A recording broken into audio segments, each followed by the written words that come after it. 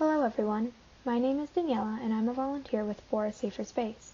Today's presentation will discuss stress and coping. I would like to begin this presentation with a land acknowledgement. I am conducting this presentation on the traditional territory of the Mississaugas of Scugog Island. While it is important to acknowledge which land I'm on, it is equally as important to understand why we engage in a land acknowledgement. First, acknowledging the land is an act of decolonization. Decolonization is an act that aims to reverse colonialism. It is also significant in understanding history and acknowledging history, as well as showing respect for indigenous peoples and their relationship to the land. However, it is important to not only use the land acknowledgement, but to educate ourselves on historical and current issues, stand with indigenous peoples in the pursuit of social justice, and decolonize our thoughts and actions. Today's agenda will begin with a brief introduction followed by what is stress, types of stress, impacts of stress on the body, fight or flight, stress and mental health, causes of stress, warning signs of stress, misconceptions about stress, preventing and coping with stress, helping someone cope with stress, helping clients manage stress, and to conclude, resources and key takeaways will be discussed. Stress is a common and normal reaction that everyone experiences from time to time. It can occur when there is some alteration that causes physical, emotional, and intellectual responses. There are three types of stress: acute stress, episodic acute stress, and chronic stress. Stress is caused by various types of stressors that lead to the buildup of stress over time. However, due to the negative impacts stress can have on physical and mental health, it is important that stress is managed. What is stress? Stress is a common and normal reaction experienced that can occur when there is some alteration that causes physical, emotional, and intellectual responses. Stress is designed to be experienced by the body as it reacts to changes or challenges known as stressors through physical and psychological responses. This can assist someone in adjusting to new experiences or environments. Stress can also be beneficial at keeping people alert, motivated, and able to avoid danger in order to act as a protector. However, stress can become an issue when it is prolonged without periods of relaxation. There are three different types of stress: acute stress, episodic acute stress, and chronic stress. Acute stress is caused by the body's reaction to a new or challenging situation. For instance, it is stress that can be experienced when someone is approaching a deadline for a project. This can also be experienced through situations that are enjoyable, such as a roller coaster ride or experiencing an achievement. This type of stress is short-term, and the body and mind find themselves back to their normal state after a short period of time. Episodic acute stress occurs when acute stressors happen frequently. This might be due to repeated and tight work deadlines, or due to a high-stress job, such as a job in healthcare. Often individuals experiencing this type of stress don't have the opportunity to return to a relaxed state, resulting in negative effects as individuals may feel that they move from one stressful event to the next. And finally, chronic stress can be caused by stressors that occur for prolonged periods of time. This can be seen in individuals living in high-crime neighborhoods or who may consistently be fighting with a partner. This can feel like stress is infinite, and individuals may find it difficult to see how they can improve or change the situation that results in chronic stress. Impacts of stress on the body. There are various ways that stress can impact the body. The system of the body that controls stress, the autonomic nervous system, controls other functions such as heart rate, breathing, vision, and more. When someone experiences chronic stress, there is a prolonged activation of the stress response, which can cause wear and tear on the body, resulting in various physical, emotional, and behavioral impacts. Chronic stress physically impacts the body through aches and pains, chest pains or racing heart, exhaustion and difficulty sleeping, headaches, dizziness or shaking, high blood pressure, muscle tension or jaw clenching, stomach or digestive issues, and weakened immune system. As well, chronic stress can impact the body through emotional means by potentially resulting in anxiety or irritability, depression, panic attacks, or feelings of sadness. And finally, chronic stress causes changes in behavior which can include substance use, including alcohol or drug use, as well as smoking, gambling, unhealthy eating habits which can develop into an eating disorder, and impulsive behaviors with regards to sex, shopping, or other activities. Fight or flight. Particularly what can occur through stress is the fight or flight response, which can change the way the body functions and behaves. This is because when the individual senses danger or feels threatened, the nervous system releases stress hormones such as adrenaline and cortisol, which prepare the body to act. This results in faster heartbeat, heart palpitations, muscles tightening, blood pressure increase, faster breathing, and heightened senses. The intention is for these physical alterations to increase strength, stamina, reaction time, and improve focus to deal with a threat, which can either be through fighting or fleeing. Stress and mental health. Mental health can be negatively impacted through chronic stress, which can cause health concerns such as anxiety and depression, substance use, sleep problems, among others. As well, stress can show up through irritability or aggression, feelings as though the individual has lost control, fatigue or exhaustion, sadness, concentration problems, or memory problems, to name a few. When these concerns arise, it can worsen the probability of developing mental health disabilities or can worsen pre-existing ones. For instance, stress can alter eating habits, which can develop into an eating disorder. However, if someone already has an eating disorder or is in recovery, stress can trigger the eating disorder and lead someone to unhealthy eating habits. It is through this that stress, and especially chronic stress, can worsen mental health and the individual's ability to cope. Causes of stress. Stress is caused by stressors, which are situations, dangers, or certain pressures that result in stress. Many typically think of stressors as negative experiences such as a bad relationship. However, it can be any experience that causes high demands, even when the experience is positive. Stress can also be caused by internal stressors that may cause worry about something that may or may not occur or have negative views on life. Stress and stressors are dependent on the individual's perception of the stressor. This means that some may find something stressful, but it may not impact someone else. External stressors include major life changes, work or school, relationship difficulties, financial problems, being too busy, as well as children and family demands. Internal stressors can include pessimism, inability to accept uncertainty, rigid thinking or a lack of flexibility, negative self-talk, unrealistic expectations, perfectionism, and an all-or-nothing attitude. Warning signs of stress. There are 4 different types of symptoms or signs of stress that can be classified as cognitive, emotional, physical, or behavioral symptoms. Cognitive symptoms include memory problems, an inability to concentrate, poor judgment, seeing only the negative, anxious or racing thoughts, and constant worry. Emotional symptoms include depression or general unhappiness, anxiety or agitation, moodiness, irritability, or feelings of anger, feeling overwhelmed, loneliness or isolation, and other mental or emotional health concerns.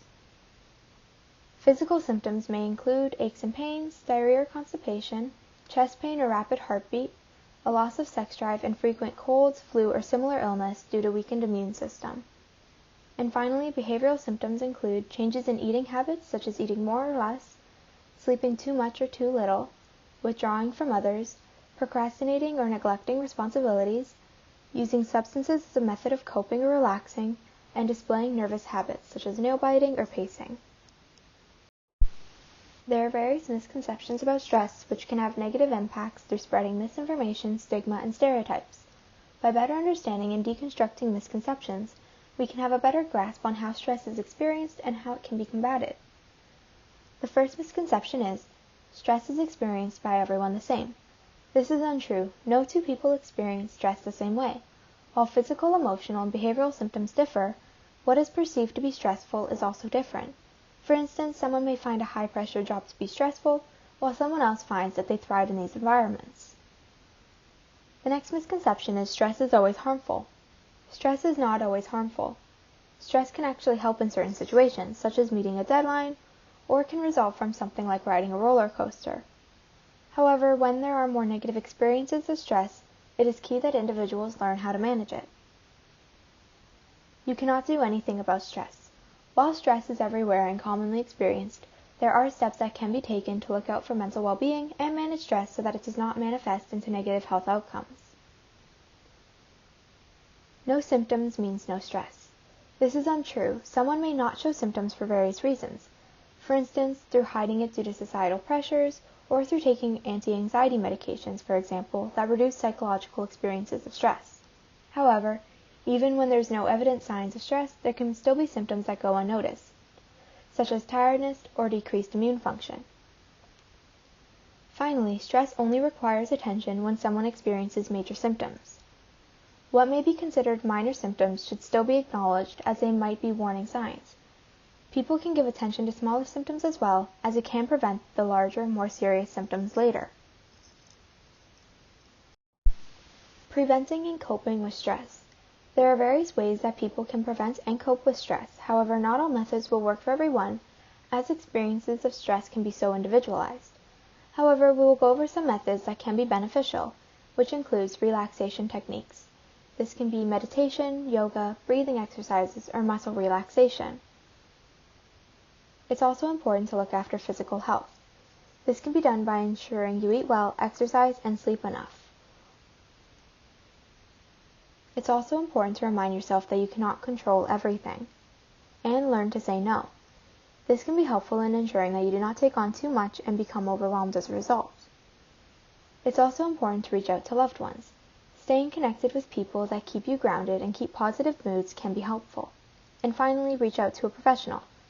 If struggling to manage stress, or if there are any negative impacts or behaviors as a result of stress, it can be beneficial to reach out to a professional who can provide the tools to cope. Helping someone cope with stress. There are various ways that you can help someone cope with stress, which can include assisting them in recognizing that they are stressed. This can be beneficial as many people tend to minimize stress. For instance, it can be beneficial to say that you have noticed changes in behavior and other signs of stress, opening the opportunity for the individual to talk. It's also important to listen. While this may seem obvious, it is a lot more difficult to listen in a way that will be beneficial. Rather than offering advice, it can be more helpful to listen, validate, and show empathy. Figure out the cause of the stress. During an open conversation, it can be beneficial to find out what is causing stress. For instance, by noting what behavior changes they might be going through and what they have been experiencing recently. Exercise. Exercise is beneficial for stress, and it can be an activity that you both do together. Exercise can increase endorphins, which is a feel-good chemical, and can combat negative effects of stress. Discuss their free time. Figure out when they may have free time or where they could add it into their routine. While spending time with loved ones may help, it can also be key to ensure that they spend time alone to cope and relax. Finally, it can be critical to ensure that you look after your own mental well-being, establish boundaries, reach out to others, and do activities to help you relax as well. Helping clients manage stress. There are a few ways that practitioners can help clients manage their stress, including various exercises and activities that they can work on that may be beneficial. The first being yoga. Yoga has been evident to be one of the most beneficial exercise types for stress and anxiety, especially as it promotes muscle relaxation. With this in mind, when brainstorming ways to manage stress with a client, it can be beneficial to mention yoga as a potential option and discuss the benefits. Additionally, there's cardio or weightlifting. Depending on what the exercise routine of your client looks like, it can be beneficial to work cardio or weightlifting into the routine. This has been shown to help in cases of frustration, anger, or panic, as these emotions are connected to excess energy, and both of these types of exercise use a lot of energy. Mindfulness meditation. This can be beneficial in improving awareness of the body, how they're feeling, and have constructive focus. A lot of research has demonstrated the positive impacts that mindful meditation can have not only on stress, but on brain health and cognition, positively impacting attention, concentration, mood, and fatigue. Additionally, there's sleep hygiene. Often stress impacts a client's sleep routine, either by sleeping too much or too little. However, this can have negative impacts on the body and overall stress levels. Encourage clients to improve their sleep hygiene by starting a schedule, reducing caffeine intake, avoid looking at the phone before bed, sleeping in a darker room, or avoiding certain foods at night. There may be other ways a client may improve their own sleep hygiene. However, what is key is that they find methods that work for them. And finally, practice healthy eating habits. This can be important as stress can result in cravings for sugary or carb-heavy foods, which can in turn negatively impact mental health. Over time, this can also lead to disordered eating or an eating disorder. It can be important to discuss eating habits with a client and work to manage unhealthy eating habits. Now we'll go over resources. The most important thing to take away from this video is that there are supports and help available. For an immediate mental health crisis, reach out to a crisis line for support. For non-immediate mental health support, a useful resource is For a Safer Space. For a Safer Space is a nonprofit that offers accessible and inclusive mental health care. Visit the website for more information if you would like to reach out for support. This video will conclude with some key takeaways. Stress is a normal and common reaction to changes or challenges in the environment that lead to physical, emotional, and intellectual responses. There are 3 types of stress, including acute stress, episodic acute stress, and chronic stress. Stress can negatively impact the body through physical, emotional, and behavioral means. When the body reacts to stress, it goes into fight or flight mode to handle the perceived threat by either fighting or fleeing. Chronic stress can have negative impacts on mental health through a variety of ways, and over time has the potential to lead to mental health disabilities. There are many different causes of stress that can be broken down into 2 categories: external and internal stressors. To continue with some key takeaways, there are warning signs that stress is negatively impacting someone, which can be observed through cognitive, emotional, physical, and behavioral symptoms. There are various misconceptions about stress that perpetuate stigma, stereotypes, and misinformation. Therefore, it is imperative that we can deconstruct these misconceptions. However, there are ways to both prevent and cope with stress that can be beneficial.